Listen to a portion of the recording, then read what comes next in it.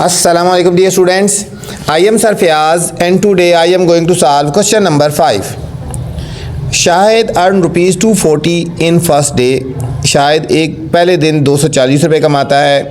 340 rupees on second day 340 रुपये कमाता है एंड 440 ऑन थर्ड डे 440 कमाता है. How much did he earn in ninth day. हमने देखना है कि नाइन्थ डे में वो कितने पैसे कमाता है. ठीक है, चलते हैं बच्चों सोल्यूशन की तरफ. क्वेश्चन थोड़ा सा लिख के डॉट डॉट लगा दिया. Shahid earn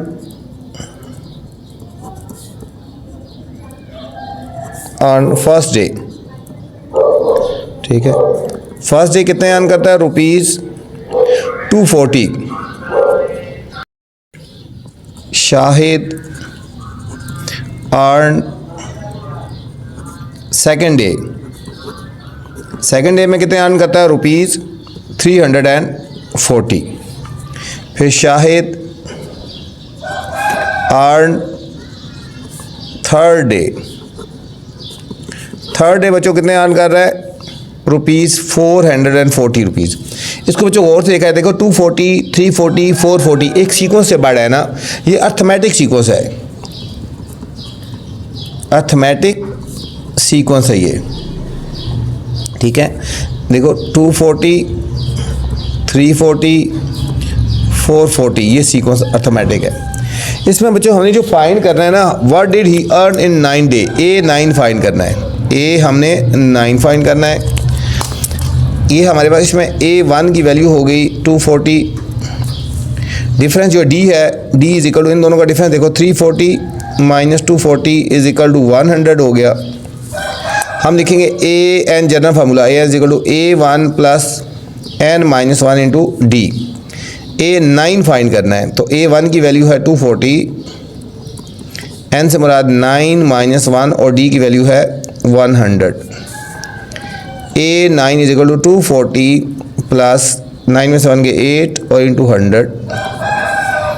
A9 is equal to 240 plus 800. ये हो जाएगा A9 इज इक्वल टू 1040. हम लिखेंगे सो ही अर्न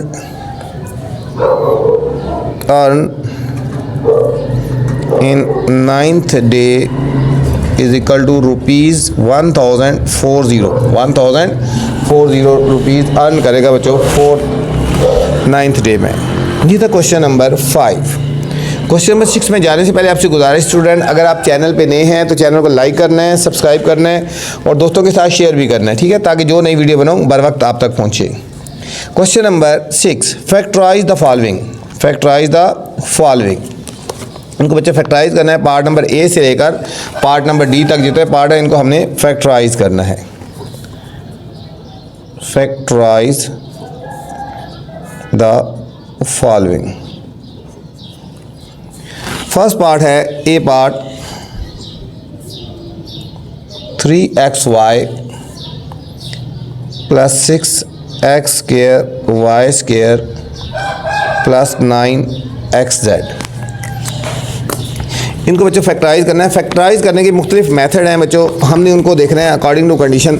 सबसे जो पहले मेथड है, सबसे जो सिंपल मेथड है, हमने देखना है कि क्या इन सब में कोई चीज़ कॉमन आ रही है. सबसे पहले ये देखना है इन सब में देखो 3, 6 और 9 में एक तो 3 कॉमन आ रहा है. ठीक है, x इसमें भी है, इसमें भी है, इसमें भी है, तो 3x कॉमन लेंगे हम. 3x कॉमन ले लेंगे तो यहाँ रह जाएगा हमारे पास y. 3x कॉमन आ गया ना, प्लस 3 2 x2 था तो 1x रह गया और y2 आ जाएगा.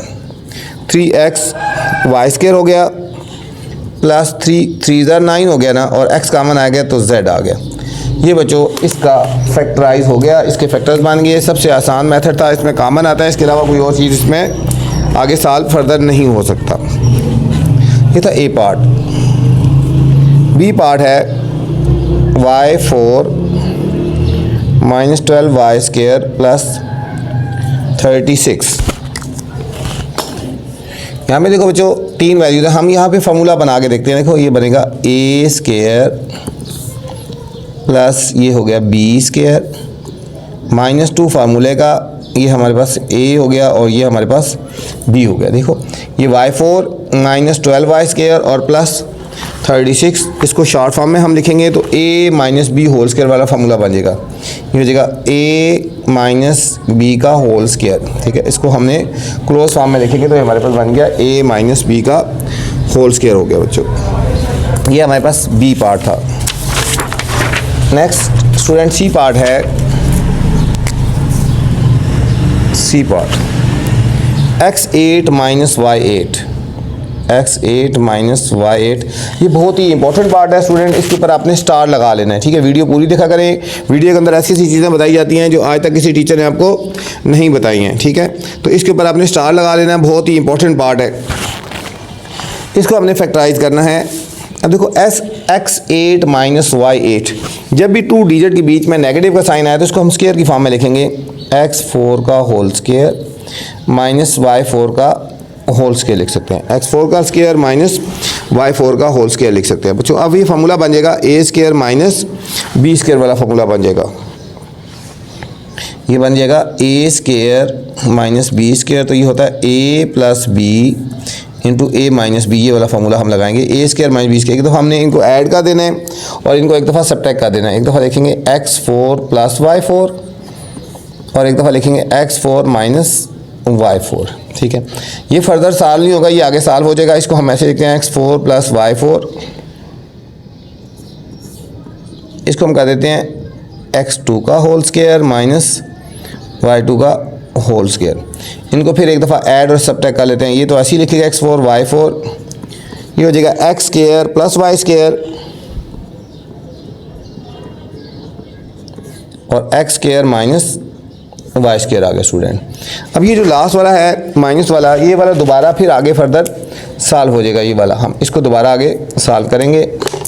हम लिखेंगे x4 plus y4 x square plus y square और ये एक दफ़ा प्लस और एक दफ़ा माइनस होएगा x plus y and x minus y। ये हमारे पास इस पार्ट का बच्चों फाइनल आंसर आ गया। बहुत ही इंपॉर्टेंट पार्ट था। जो क्वेश्चन मैं आपको हाईलाइट करवाता हूँ तो आपने उनको अच्छी तरह प्रैक्टिस करनी है और उनको आपने भी हाईलाइट कर लेना है, ठीक है। अगर आपके पास टाइम कम हो तो उन क्वेश्चन को अच्छी तरह आप प्रैक्टिस कर लिया करें। सिर्फ डी पार्ट है x square plus 2x minus 63, ठीक है। अब ये मिड टर्म ब्रेक मेथड से होगा, ठीक है। मिड टर्म ब्रेक वाले मेथड से होगा। अगर पहले फर्स्ट वाली वैल्यू और लास्ट वाली वैल्यू का स्क्वायर बन रहा हो तो फिर हमने स्क्वायर वाला फॉर्मूला लगा देना है, ठीक है। अब 6 इन दोनों डिजिट को मल्टीप्लाई करेंगे। फर्स्ट वाली वैल्यू और लास्ट वाली वैल्यूज़ को हमने मल्टीप्लाई करना है। देखो 1 को और 63 को मल्टीप्लाई करो, 63 आता है। इसके फैक्टर बनाएंगे 1 मल्टीप्लाई 63, 3 मल्टीप्लाई 21, 7 मल्टीप्लाई 9, 7 और 9 दर 7 9 दर बच्चों 63 होता है। तो हम इन दोनों को सब्ट्रैक्ट करेंगे तो हमारे पास ये फैक्टर बन जाएंगे। एक्स स्क्वायर प्लस हम इसकी जगह लिखेंगे 9 minus 7x minus 63, x square plus 9x minus 7x minus 63। अब फर्स्ट 2 में कामन बच्चों और लास्ट 2 में कामन ले लेंगे। फर्स्ट 2 में स्टूडेंट कामन लेंगे और लास्ट 2 में कामन। फर्स्ट 2 में कामन आ रहा है x, तो यहाँ रहेगा x प्लस 9, इनमें माइनस 7 कामन लेंगे तो x माइनस और माइनस प्लस 9 हो गया। अब एक ब्रैकेट में ये लिखेंगे x प्लस 9 और एक में लिख देंगे x माइनस 7, x माइनस 7। तो ये हमारे पास क्वेश्चन नंबर 6 का फाइनल आंसर आ गया स्टूडेंट। नेक्स्ट चलते हैं क्वेश्चन नंबर 7 पे। क्वेश्चन नंबर 7 में जाने से पहले आपसे गुजारिश है, अगर वीडियो पसंद आए तो कमेंट्स लाजमी करना बच्चों और दोस्तों के साथ भी शेयर करना है, ठीक है। Question number 7 solve 6x cube plus x square minus 26 minus 9 plus 3x square minus 5x cube, ठीक है। हमने इनको सॉल्व करना है। Question number 7, question number 7 solve. A part है 6x cube plus x square minus 26 minus 9 plus 3x square minus 5x cube.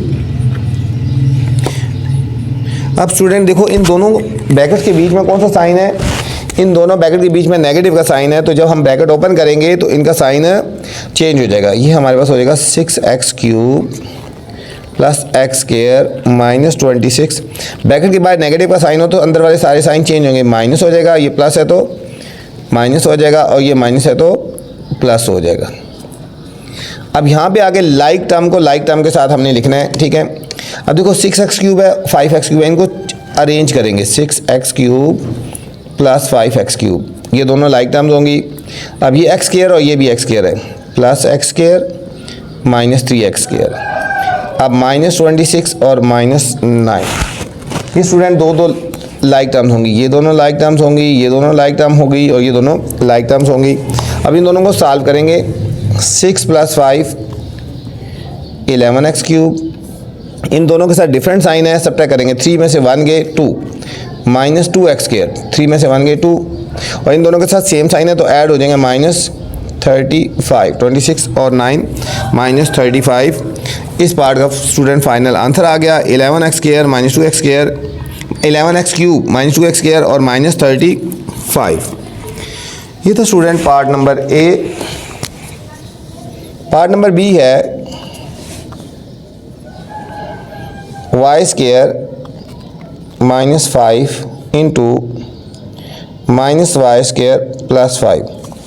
Student ये दोनों digit आपस में मल्टीप्लाई हो रहे हैं, इन दोनों के बीच में कोई साइन नहीं है तो ये दोनों डिजिट आपस में मल्टीप्लाई हो रहे हैं, दोनों वैल्यूज आपस में मल्टीप्लाई हो रही हैं।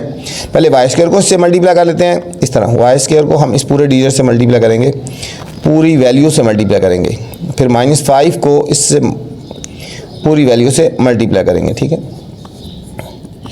जब स्टूडेंट मल्टीप्लाई होते हैं तो पावर्स ऐड होती है, y2 और y2 ये माइनस आएगा y4 प्लस 5y² ब्रैकेट के बाद नेगेटिव का साइन अंदर का साइन चेंज होगा, माइनस और minus plus 5y² plus minus minus 25।